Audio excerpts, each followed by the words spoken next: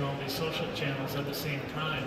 So I think their business model is a bit flawed. I think there is an opportunity for us to be in there and play in that space, and I'm absolutely convinced of the power of these tools. There's no doubt about it. Okay, moving on to number 6, aligning the organization with the strategy. And it goes back to, I think, what Mark said. You can have the best strategy in the world, but if you can't execute, then good luck with that. The failure comes from not being able to execute. So we saw decentralized authority wherever we went. These people were empowered to fix problems at the lowest levels in the company. Outstanding customer service, and everyone was in tune with the goals and the mission of the company. Some of the sayings that caught our attention, and there were so many of them: if it's broke, fix it, and move fast and break things, both from Facebook, and be rigorous but get it right from Twitter. And Matt, we talked to a lot of different employees at these companies at all different levels, and they all, talk the same language, and they all said, if it's broke, fix it, that company mantra. And as a result, everybody's speaking the same language and able to properly execute on strategy. Beyond planning a weekly call, I think a great eye-opener was that we don't do a good enough job in our company with spending time on things that we should stop doing.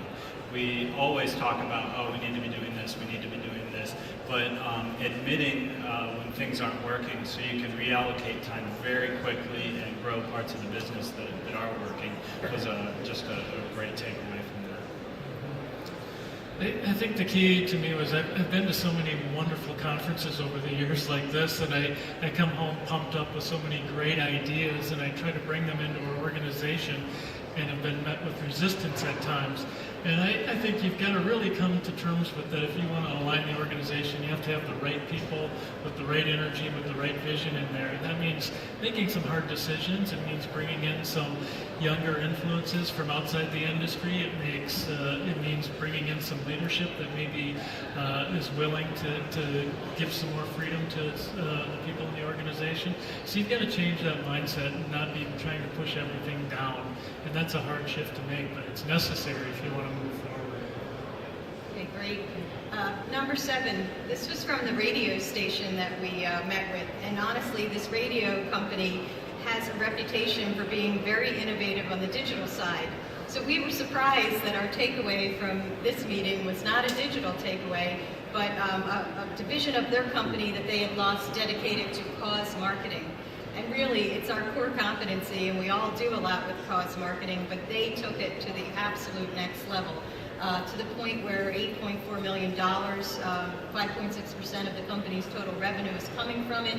They created a separate new division called Insight with separate staff, separate P&L, not affiliated with the legacy brand, and they go after any and all causes in their markets. So beyond working with the nonprofits and the Race for Cure and the different events that are, obvious, they will create an event, a cause every single week. It might be bike helmet safety, and they go out and get a sponsor at a high dollar level because brands want to be affiliated with good things in communities.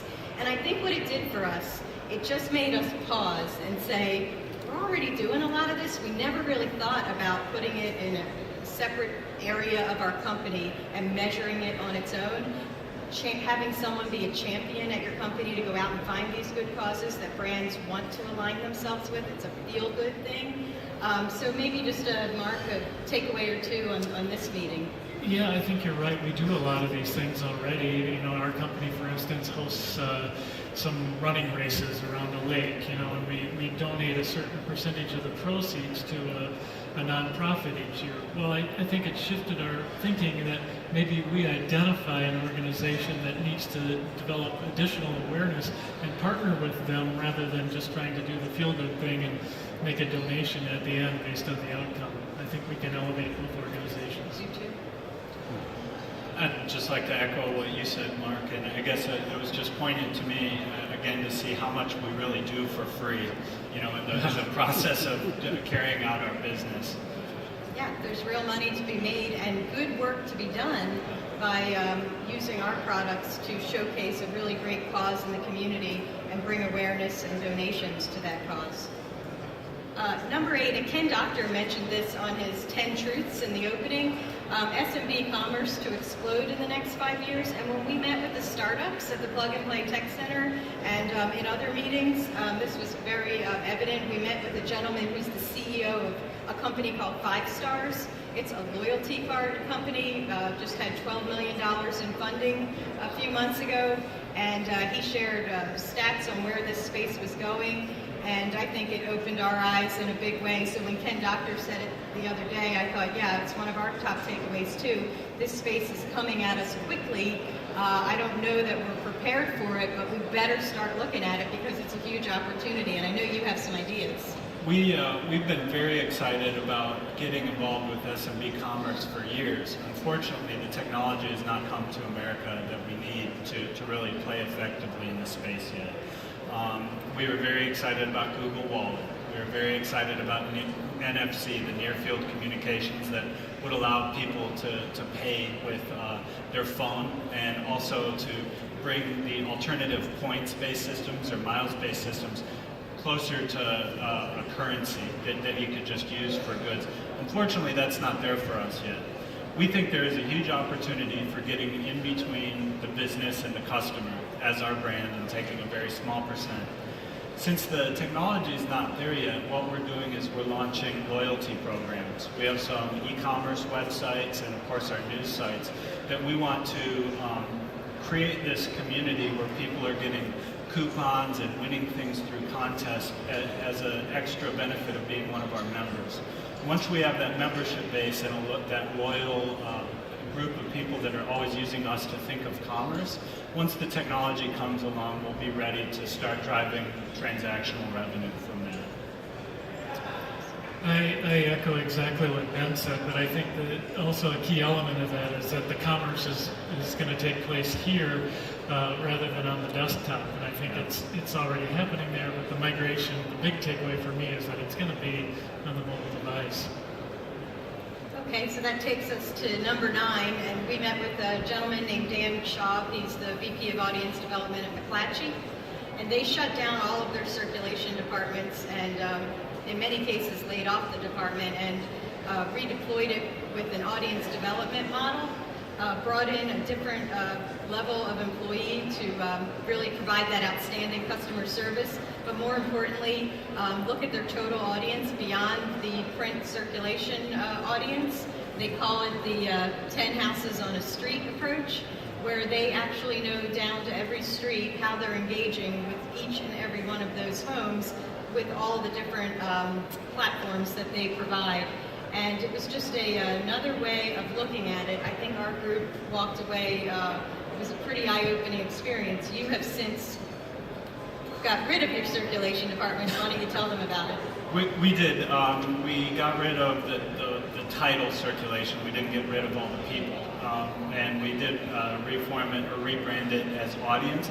And we've given them the responsibility of driving any membership models that we do on our websites as well.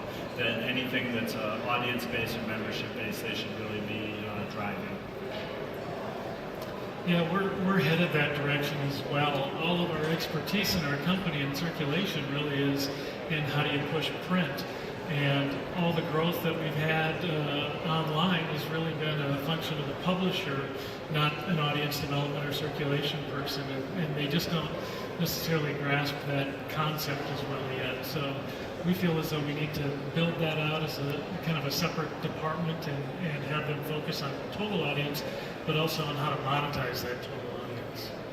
And I think it was very cool that they're using that information to create and grow opt-in products, both free and paid, that are highly targeted, and therefore they can charge higher CPMs or whatever the rates are, and really better meet the needs of the 10 houses on the street, however they choose to engage with the McClatchy products.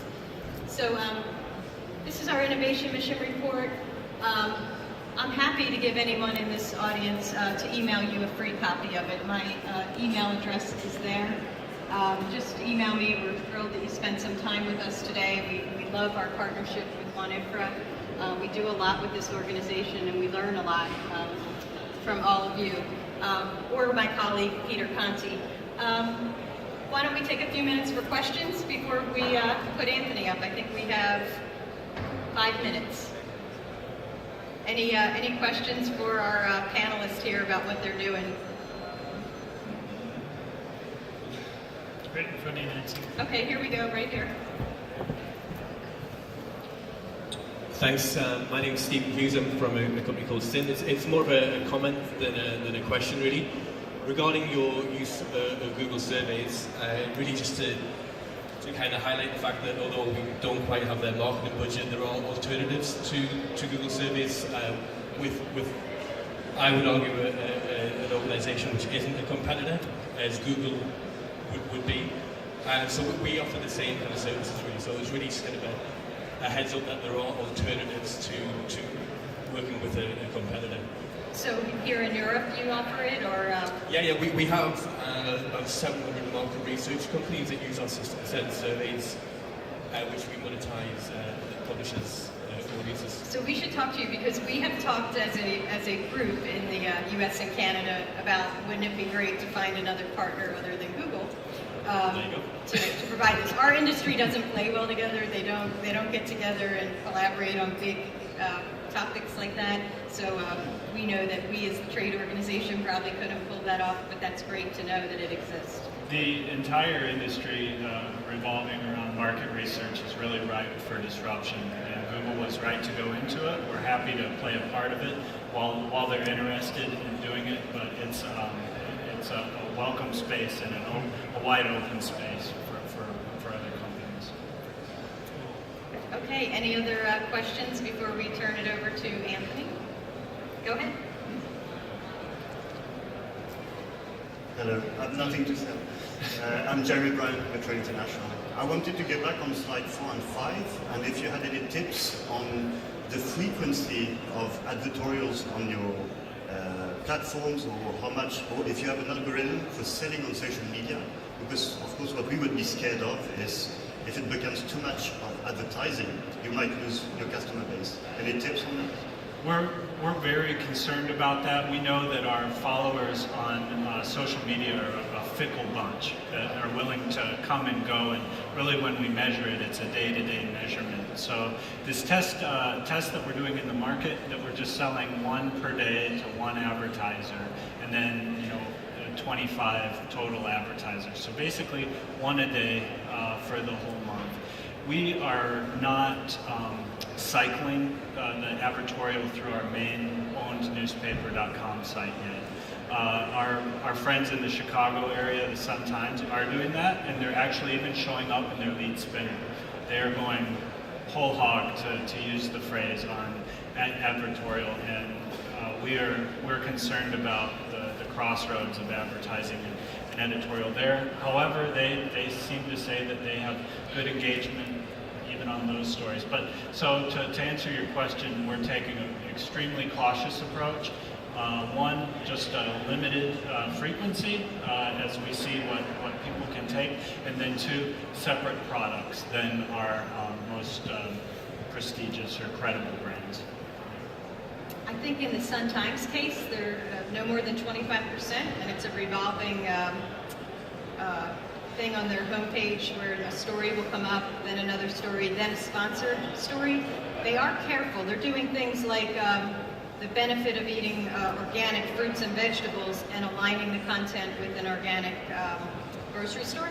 So they're picking and choosing, I think, the right categories for native advertising and not mixing them in with hard news. But we are all watching the Sun-Times and the experiment and hoping to learn a lot. A lot of our members want to roll out, but they're nervous for the reasons that you just described.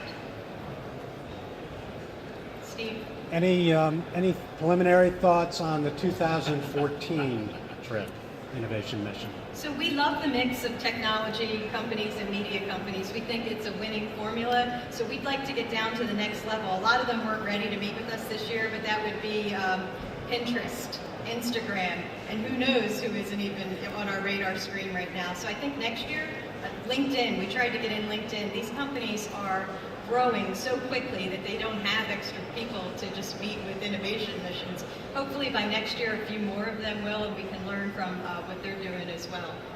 You agree? Any and all frenemies. Yes, we want to know what they're doing. We want to understand what's making their companies successful. Okay, great. So I'd like to introduce Anthony from Propel Marketing, part of